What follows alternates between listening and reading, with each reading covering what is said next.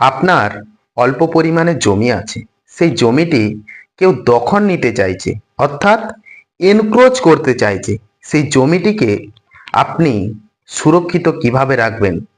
সেই প্রপার্টি, সেই ল্যান্ড, সেই জমিটিকে কেউ যদি সেই জমিটি দখল নিয়ে নেয়, তার বেনিফিট, তার সুবিধার্থে সে বিভিন্ন ধরনের অ্যাক্টিভিটি, কার্যকলাপ করতে পারে, জমিটি বিক্রি করে দিতে পারে, বিভিন্ন রকম কার্যকলাপ করতে পারে।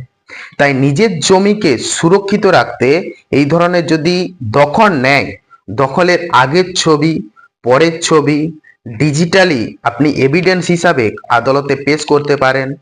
এবং ডকুমেন্টারি যে সমস্ত এভিডেন্স আছে, জমির যে সমস্ত কাগজপত্র আছে, ল্যান্ডের যে সমস্ত কাগজপত্র আছে, আদালতে উকিলবাবুর মাধ্যমে পেশ করতে পারেন।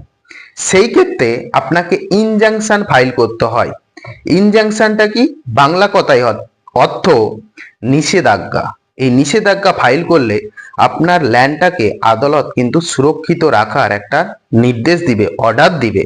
সেই ক্ষেত্রে এই যে ইনজাংশনের ব্যাপারটা, in the civil procedure code অর্থাৎ সিপিসিতে provide to order 39 rule 1-2 provide authority for court grant temporary injunction.